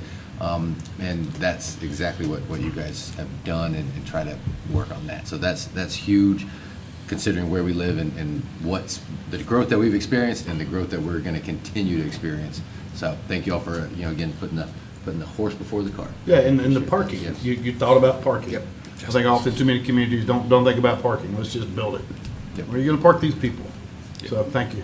Yes, sir. Ongoing. And just a reminder, I will be back at least with some final additional amendments to things like definitions and making sure that the purpose statements align and everything. So it's not the final end, but it is the meat and potatoes of it. And keep you updated on that. Thank you. Appreciate it. Thank you, Lauren. Yes, you're welcome. Thanks, guys. Okay. Keep that council briefing rolling. Oh, yeah, we've got lots of topics for Yes. tonight. Speed humps. What? Yeah, I'm sure What? we're all Oh, hearing what's that? lots. I know we are. Good, the bad, the ugly, we're talking? hearing it all. They're being installed. We have approximately 28 between downtown Port Royal as well as north of Rebo Road. Quite a few of them have been incorrectly installed. These are supposed to be 12-foot wide, 4 inches tall, and we're finding quite a few of them are not to those specs. The contractor is going back around, removing the speed hump. They will be able to melt it down and redo the sizing on it. We're getting temporary markings on them, so they should be coming around. A lot of them are marked right now. That's temporary, and then we'll have the thermoplastic go on in about 2 weeks. Signs have been ordered, they just haven't come in yet. But, we are getting some pretty good feedback from the people that were having the speed strips in front of their homes. And, we're just we're tweaking it and we're getting there. And I'll say something really quick on that, because I'm sure we all have gotten a lot of phone calls and a lot of comments since, I guess, last Thursday when they started going in. And I hope you heard, though, that we do recognize some of those were put in wrong, they were put in incorrectly, they were too large. And as soon as we've noticed that, that's being worked on now. So they're gonna be uniform. As you heard, there was a design for them. It kind of looked like they got better at them as they put them in. Like the first couple ones might not have been the standard, and then, you know, after you put in a few more, they kind of get better and better. So the ones that are wrong have been They're in the process of being corrected. fixing those. But I do just want to say, though, that I want everyone to kind of see that all this stuff ties together. The port development, the design reviews, the speed bumps, all of that goes in, and it just talks about this town and the growth that this town's experiencing, the growth that this town's going to continue to experience. I know we all see it. I see, you see more and more tourists coming to Port Royal. We're popping up in those magazines as top 10 best kept secret in South Carolina, best little beach town. Like, we're starting to get on all of those lists, and people are coming, and that's a good thing, because, I mean, most of us came here. I'm one of those, and we love it here. And if you look around, you can see tourists. You know tourists, they're looking around, they got that look on their face of, where am I going? Where's the Spanish Moss Trail? Where's Madison's? And they're trying to figure stuff out. They don't know the roads. They don't know the speed limits. They don't know what they're looking for. We're going to get more tourists. We're going to get more citizens. And as this place grows, our town is so unique in the sense, one of the things I love about the village is that the diversity of transportation in it. Think about it. On our streets, you have every single type of transportation you can imagine, from pedestrians to semi-trucks, scooters, golf carts, bicycles, boats, trucks pulling boats, a lot of golf carts. And all of those things share these roads together. And some of these roads aren't that big. So we lowered the speed limit to 15 miles an hour. It would be amazing if we could hire 100 police officers and have a cop at every corner. But while we can't do that, a speed bump can be there 24 hours a day, 7 days a week. And all this is just a measure to create safety for families, children, the citizens, the tourists, and again, those are those people that are riding their golf carts, those people that are walking their kids. We want everybody, we don't want anybody to be hurting their, damaging their cars. That is not the intent of this.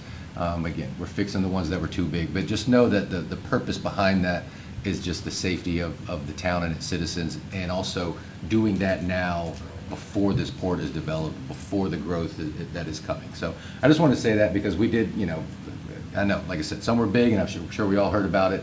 And again, we've recognized that, we're fixing those, and again, we're just trying to make a safe neighborhood for everybody, so. Yeah, what's it? All right. Yeah. West Paris Avenue, we have the stormwater project going on over there.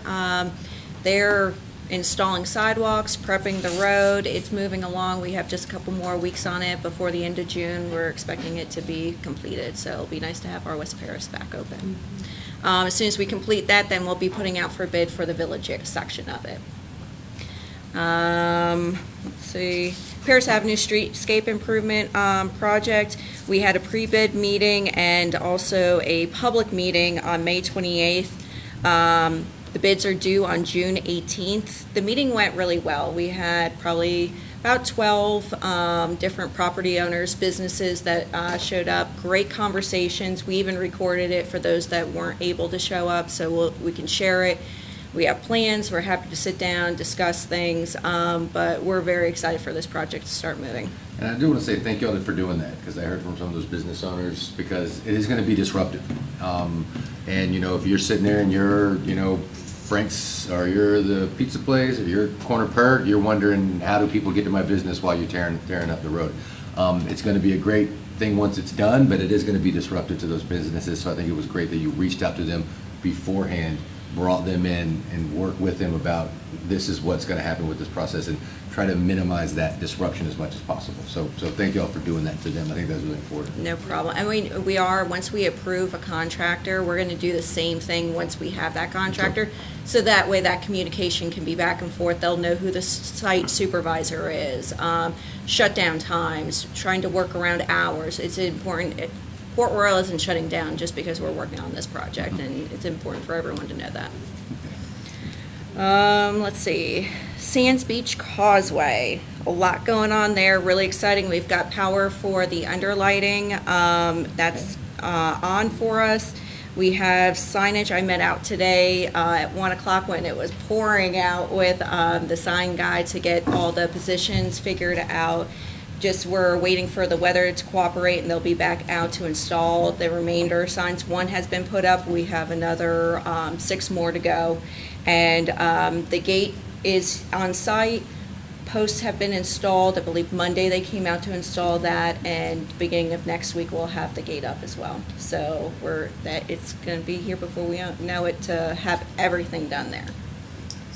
And this gate will be, So it'll Dusk go to dawn. along just like what the hours were for dusk to dawn. Is what we had. The police department would go down. They had the chain link fence. Instead, now it would automatically go down. There's a sensor if someone is still remaining on the other side, whether Not it's a trapped. vehicle or a pedestrian.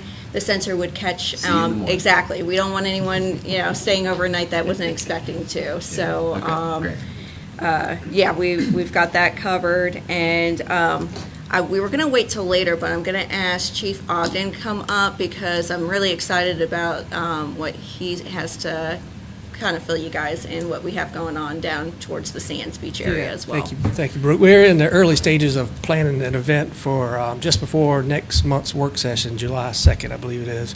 Right before that work session, we're going to partner with a foundation called Aiden Perry's Foundation.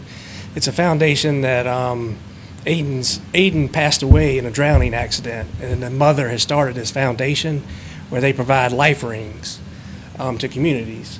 And Port Royal and the 4th of July coming up at the Sands, we thought it was a great marriage for this fund to be able to install some life rings along Port Royal. So she wants to come tell her story, so I'm not going to steal her whole thunder. She has a great story to tell. She has a great foundation. Us, PD, and staff have met with them on Zoom, and again, we're in the early stages of planning this and hope to have council on site right before the work session in July to do this program. So, Great, absolutely. anything else you'd like to share? No, well, we'll have 2, I think we're looking at 2 life rings on the boardwalk, one on the landing and one out towards the beach. Yeah. And, As part of the foundation, they essentially are providing these rings, a certain amount of them for us, and we're doing the install, like the little hooks or poles or whatever they need to be on. But they're the typical orange rings that you would see in places near water where you can throw out and help someone if they in an emergency in the water. Great. Yeah. Great. Thank you. and this is you. based out of Florida. We would be the first one out of Florida, first state out that you'd be doing this at, so. Yeah. Wow, Cool. Yep. great. Thank you. Thank you, Chief.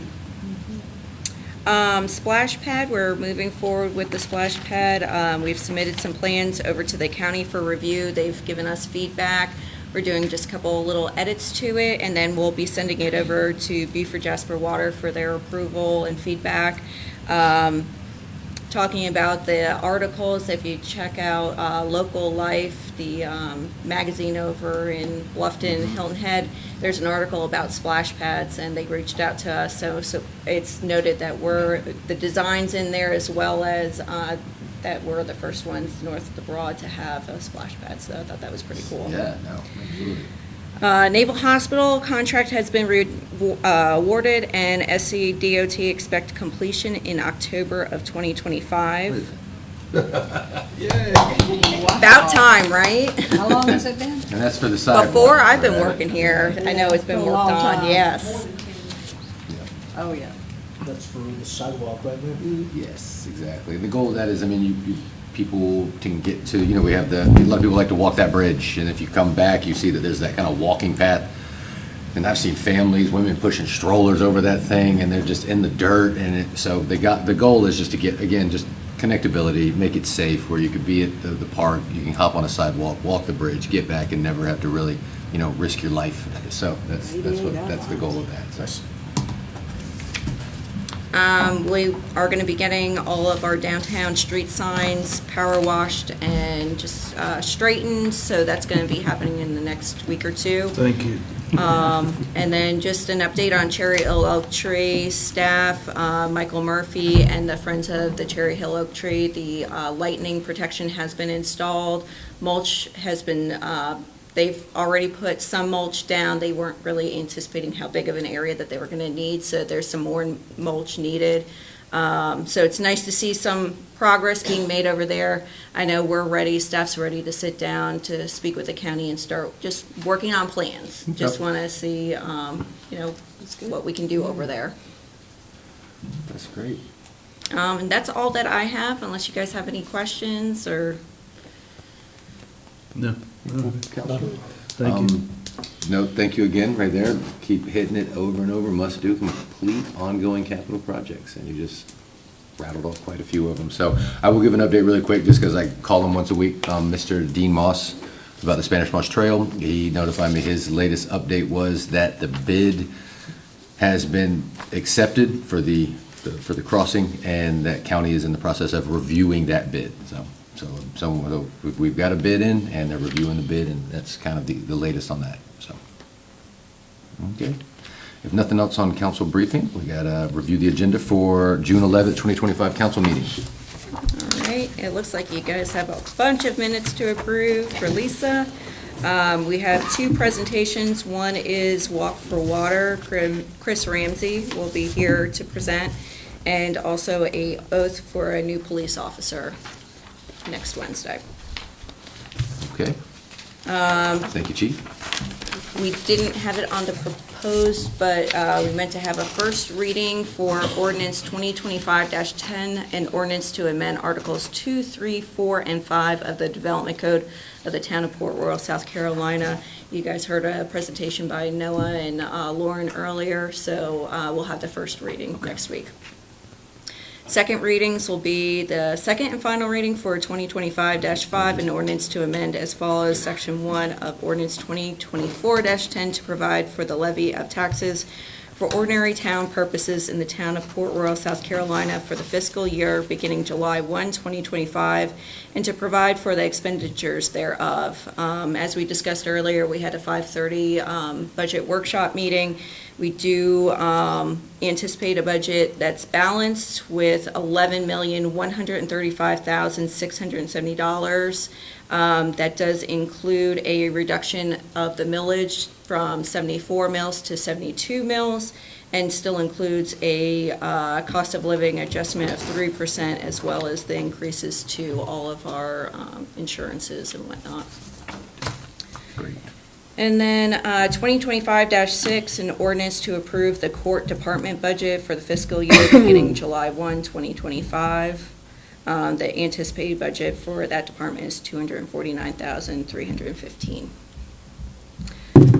Ordinance 2025-7, an ordinance to amend and restate the planned unit development for the Port of Port Royal tract originally enacted by Ordinance 2011-17 as amended by the Ordinance 2017-20 and Ordinance 2021-25 and other matters related thereto.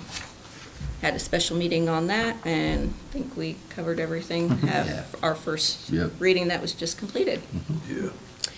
2025-8, an ordinance to further amend the development agreement between the town of Port Royal, South Carolina, and Safe Harbor Port Royal LLC under the terms of that certain third amendment to development agreement and other matters related thereto. Once again, we just had our first reading for that. Yep. 2025-9, an ordinance to authorize the exchange of certain properties with Safe Harbor Marina, Port Royal LLC, wherein the town of Port Royal shall transfer by deed certain properties of the town to Safe Harbor Marina, Port Royal LLC, and the town shall accept deeds to certain properties from Safe Harbor Marina, Port Royal LLC, acceptance of property and license rights related to the Henry Robinson Boardwalk and planned extensions thereto, ratifying the acceptance of the Sands Beach Boat Landing and related dock facilities, ratifying conveyance of that certain perpetual easement for public use and access and other matters related thereto.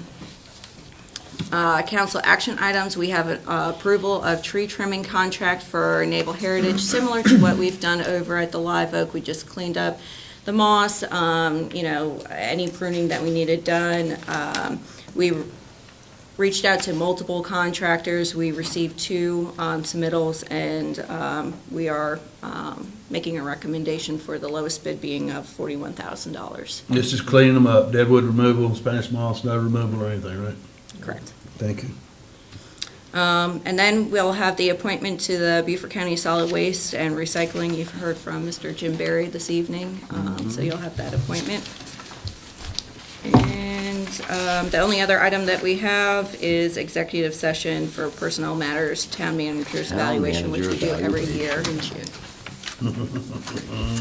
All right, so that's the agenda for next week. Any questions or comments from council or staff on that? Not on the agenda, no. Okay. Okay, up next, we're back in our public hearing. Up next, important dates.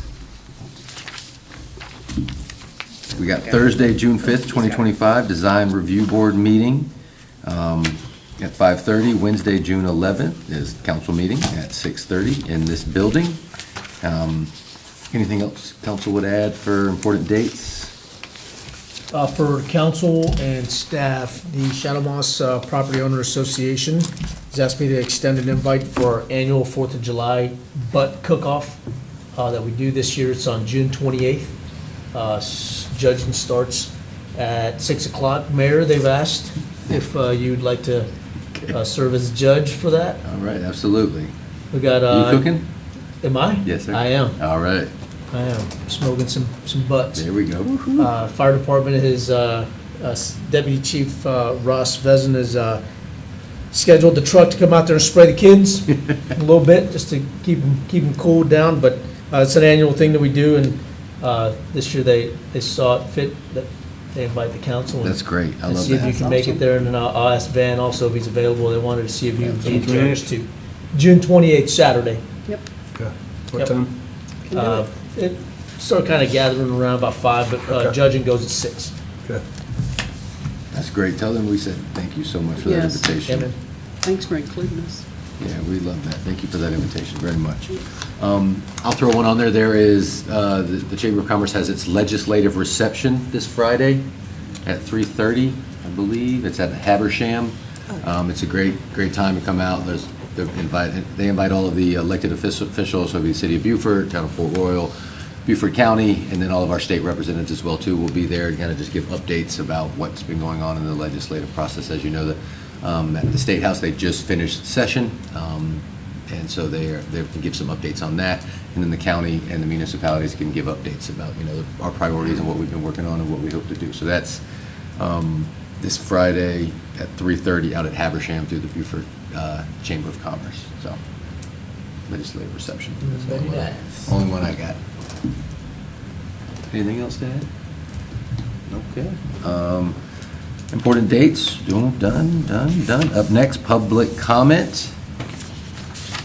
I didn't receive any sign-ups, but if anybody has a public comment, it is council workshop, so.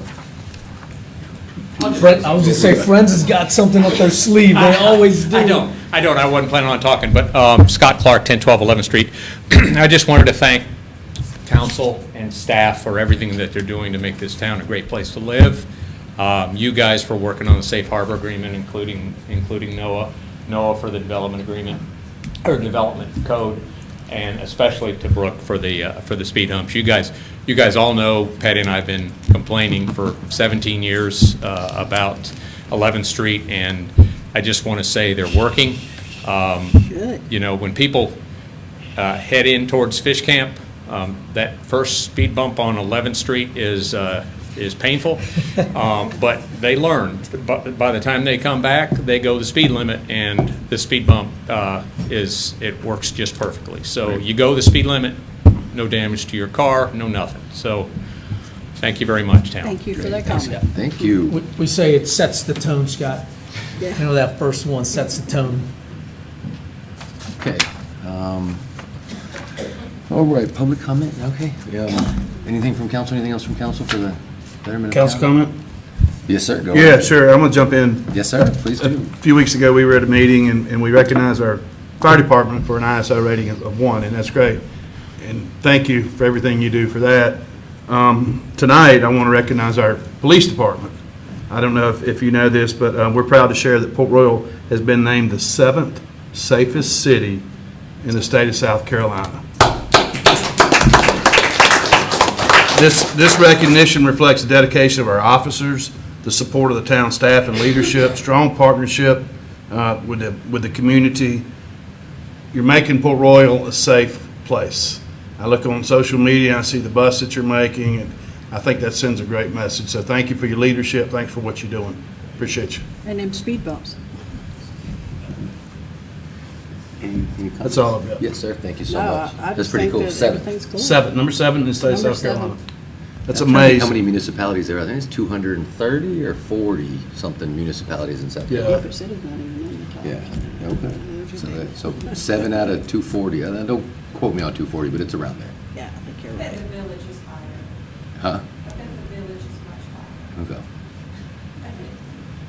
Any comments? No, I just think that everybody's done a great job, Noah and Brooke and Lisa. Thank y'all for helping keep everything up, and, you know, without y'all, we couldn't have all these great comments, and thanking everybody for what they do, coming to these meetings, help us with your input, tell us what you think you need in your community, and, you know, we're trying to do what's right, and we'll continue to do that until we're not here. Thank you. Councilman Guerrero. I do have a couple things, again, for the staff, really. You know, a lot of things when you look at big kind of time politics, politicians aim to do well, but a lot of that rests on the shoulders of their staffs. So they go into office and then they trust folks to do the things that their constituents have asked them to do. And it looks like they're on their own agenda oftentimes because they can't supervise every aspect of it. So I have to say thank you, well, first to the council for the clear guidance that we've been able to kind of derive and grant our staff. But to you guys, and Ben, he's not here, but you guys have stayed dead focused on what our citizens want out of their town. And you guys, I mean, I just can't say thank you enough. You know, coming in here, the planning sessions you guys have, the committee meetings, and just the open dialogue with everybody. And, you know, we'd go into meetings and, you know, as a senior enlisted guy, you're in charge of kind of keeping it all together. And when everybody would leave there happy, I'd put them all back in the room.